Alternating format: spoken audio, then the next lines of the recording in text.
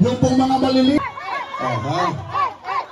Pero po, tandaan po natin, pag ganito, si Mayor Vico yan, ha? Bakit? Dahil letter V, saka maputi. Pag binaliktad ko, maitim na yan, ha? O sino na to? 2023, mula 13.5 billion, naging 15 billion. In 2024, naging 17 billion.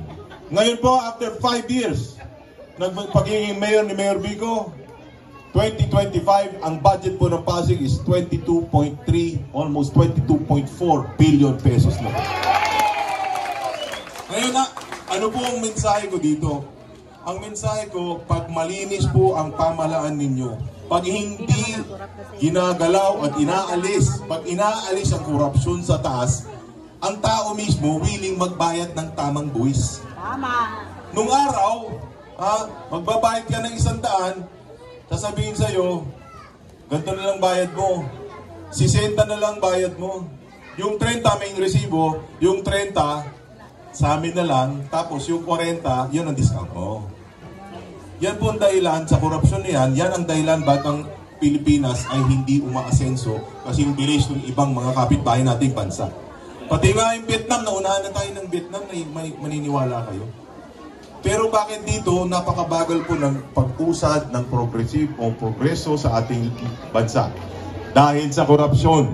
Pero kakaiba ang Pasig, di ba? Kasi si Mayor Vico tumindig sa isang malinis na pamahalaan.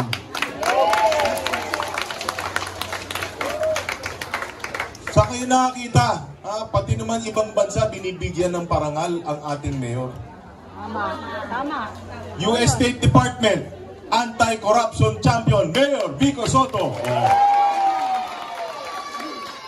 Kaya po ako'y nalulungkot dahil sa politika, ang dami yung mga kasinungalingan na lumalabas at pinapalabas. Nagbabayad pa, yung sinasabi ni Councilor Volta, nagbabayad pa ng fake news. Gumagawa pa sila ng mga kwento para sirain si Mayor Vico. Pero hindi ba nila naisip na ang Pasig nakilala dahil sa malinis na paggobyerno ni Mayor Vico. Parang ginagawa nila, sinisira nila ang ating lungsod. Kaya po nakakasama ng loob, di ba? Pero ako po yung naniniwala naman ang mga Pasigueño ay matatalino. At hindi basta-basta nagpapadala sa mga kasinungalingan at fake news. Tama? O isa pa, nakakatakot ko yun. Habang umiikot ako, ang dami yung nagsasabi. Ang dami daw bigas na nagkalat dito. Tama ba? Pero alam niyo nakakatuwa. Pag sinasabi, Vice, ang dami nagkalat ng bigas dito, pero huwag kayong mag-alala. Hindi kami nagpapabili sa bigas. Hindi rin daw nagpapabili sa grocery. At lalong-lalo na hindi sila pinagbibili ang kanilang mga boto. Tama? Kaya sabi ng mga taga-Kalawaan, huwag kayong mag-alala. Solid kiting kami dito. O ngayon, para malaman naman natin, ano ba nangyayari doon sa lumalaki po yung pondo natin, di ba? Anong punto pagka yumayaman ng ating lungsod? Tapos na po yung panahon kung saan nakikinabang ang mga politiko sa kayamanan ng bayan. Inalis po ni Mayor Vico yan. Dati kasi pag ang mayor kumukuha ng kickback niya o SOP niya, siyempre, ang kalakaran, hindi po dito na sa Pasig, sinasabi, ito po ang problema sa buong Pilipinas, ulitin ko. Sasabihin nung mayor, may kumukuha siya 20-30%. Nakikita nyo naman yan sa balitaan, di ba? Sasabihin ng Vice Mayor, teka, kung si Mayor meron, dapat si Vice Mayor meron din. Sasabihin ngayon ng konsyal, teka muna, kung si Mayor, si Vice meron, dapat ang konsyal meron din. Tama ba? Pagbaba po ng pagsingil ng proyekto o programang yun, bawat departamento sa opisina ng City Hall, bawat daan mo ng opisina, humihingi rin ng porsyento. Ang tanong, anong natitira sa taong bayan? Wala na. Kaya po importante ang good governance. Uulit-ulitin ko po yan. Malinis na pamamahala ay napaka-importante. Dahil sa yumaman ng ating lungsod, nabanggit na nila. So senior citizen natin, saan kayo nakakita ng city na pati ang local senior pension ngayon, nadagdagan na, pati yung may pension mula sa national, meron na rin. Diba? Mula 80 years old hanggang 100 years old, dati 100 years old lang. Nang complain yung 80, 85, 90, yung sa gitna. Anong ginawa ng ating lungsod? Sabi ni Mayor Vico, maraming pera ang lungsod natin. Pagbigyan na natin lahat ng mga senior natin mula 80 to 100, bibigyan lahat ng kabuya itong taon ito. Palapakan niyo naman si Mayor Vico. Ang solo parents po natin, may solo parent ba dito? Mga solo parents po natin, maghanap kayo ng mga kapitbahay natin lungsod. O kahit magtanong kayo sa buong Pilipinas, lilima lang ang lungsod sa buong Pilipinas na nagbibigay ng suporta ang inyong lokal na pamahalaan sa solo parent. 1,000 naman po yan. Pasig ay isa sa mga nauna. Alam nyo, dalawa na yan. O pangatlo pa, ang PWD. Ang PWD natin na meron pong na bedridden. Ngayon, dahil may pera pong ating lungsod, magkakaroon na rin sila ng social pension. Okay? O ang education natin. Nabanggit nyo ba yung education kanina? Ito, kwento ko kayo ng konti. Ang example na lang to, nung dating mga practice na pinalitan at binago ni Mayor Vico. Nung isang araw, nandiyan po kami sa nagpayong. May yumakap sa akin ni leader. Sabi sa akin, alala mo ako, 2007, nung tumakbo kang mayor. Ako yung isang volunteer mo. Sabi ko, naku, tagal na pa noon, salamat sa suporta. At sabi niya sa akin, sa kasawiyang palad, nung hindi ka naupo, yung anak ko, scholar sa PLP, tinanggal siya sa scholar dahil leader mo ko. At hindi siya nakapagtapos ng kolehiyo. Di ba nakakadugo yun ng puso? Ha? Yan po ang politika kung saan tayo nanggaling. Nung tumakbo si Mayor Vico noong 2019, sa totoo lang nangamba rin yung ibang mga scholar. Kasi baka kung matalo yung dating administrasyon, baka magpalit ulit ng leader o magpalit ng mga tao sa scholarship. Anong ginawa ni Mayor Vico pag upo niya noong 2019? Mula 11,000 scholars, hindi po siya nagbawas kahit isa. Dinagdagan niya pa. Ngayon, ilan na scholar natin? 25,000 na po ang scholar na lungsod ng Pasig. Yan ang matinong pamamahala. Hindi hinahaluan ng politika ang servisyo sa ating mamamayan. Education is the key. Dati ang PLP.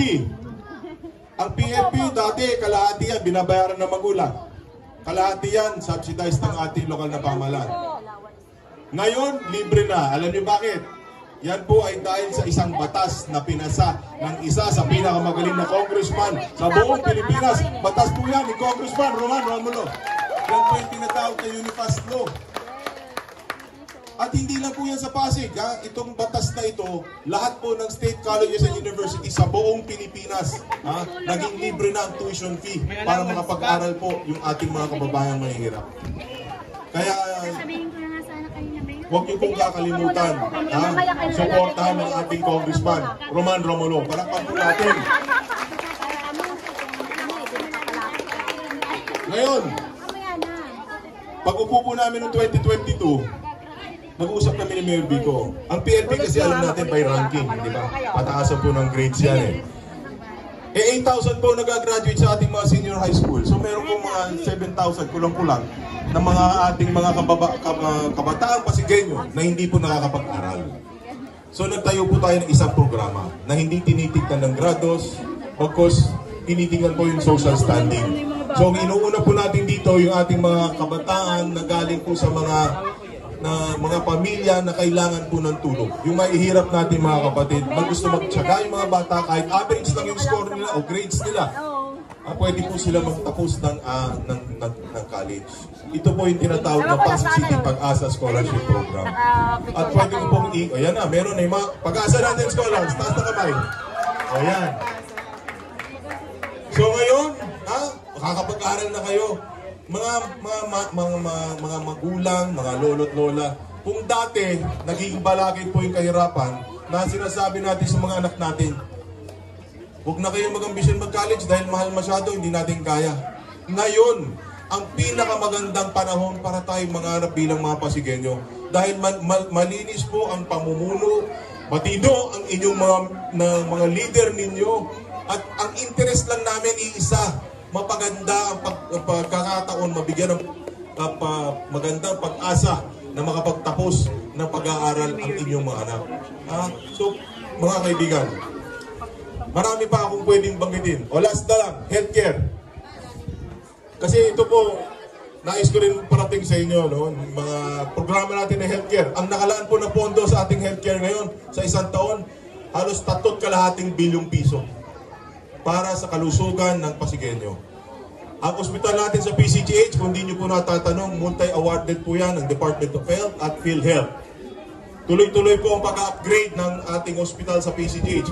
Kung kamakailan lang, ngayon meron na rin tawag dito, kapasidad ang ating ospital na maoperahan kayo ng sa puso. Yung angioplasty na tinatawag, no? Angioplasty dati po sa Philippine Heart Center lang po tayo pwede magpagawa niyan. Pero ngayon, nag-invest po ang inyong Mayor Vico. State of the art po yung technology natin galing pang Japan, mas maganda pa sa ibang pribadong ospital. Dito sa PCGH, meron na po tayong capacity na gawin yan. At meron po tayong MRI machine, kung ano-ano, kompleto na po yan. Ito po ang problema. Ang PCGH, pag pumunta, usually puno. Bakit po puno? Ito, hindi naman sinasabi sa inyo ng iba. Kausap po yung medical director nung isang linggo. Ang sabi niya sa akin, 30 to 40% ng pasyente sa PCGH nanggagaling sa kapitbahay nating lalawigan. Kasi yan po ay nasa boundary ng Cainta at Pasig. Dahil napakaganda ng ospital po natin, yung ating mga kababayan sa Cainta at sa iba't ibang bayan sa Rizal, pag nagkakaproblema sila o lalo na pag emergency, ang takbuhan nila dito sa Pasig City General Hospital. Ang tanong ko, yan ba yung kasalanan namin mga opisyalis? Kasi kami po isinisisi ng aming mga kalaban pagdating dyan eh. Pero ang totoo niyan, maganda yung ospital natin. Nasa batas natin, pag may emergency o may kailangan pong bigyan ng tulong or atensyon pang medical, hindi mo pwede ipagtabuyan. Kailangan po gamutin. Pero ito yung dahilan, bakit nga puno yung ospital natin. Anong ginawa ng ating Mayor Vico? Yung ating ospital dito sa Kabayanan, yung Child's Hope, alam niyo yung Child's Hope, di ba? Children's Hospital po yan. Ang sinabi ni Mayor Vico, ang gawin natin, total kulang po yung ating medical care sa PCGH.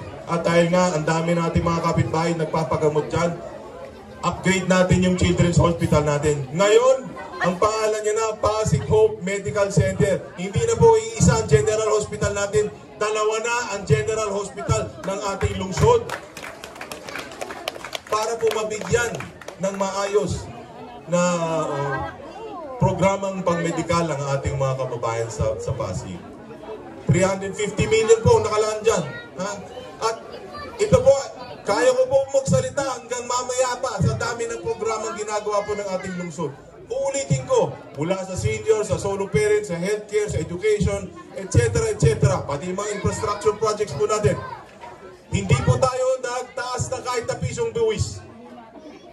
Sinabi na ni Volta kanina, pati yung ating tricycle driver, wala nang prangkisa. Wala nang bayad sa prangkisa. Yung sari-sari store natin, 250,000 pababa, wala na rin binabayaran. Magtanong po kayo, dati magkano? Dati po, 8,500 ang isang plaka ng sari-sari store. Isipin nyo, napakaliit na tindahan, 8,500. Anong ginawa ni Mayor Vico? Kaya naman pala ng ating lungsod. Linibre na para tulong natin sa ating mga maliliit na kapitbahay. Nagagawa po natin ito dahil, ulit, hindi tayo nagtataas ng buwis. Binababaan pa natin. Tumutulong tayo sa mahirap.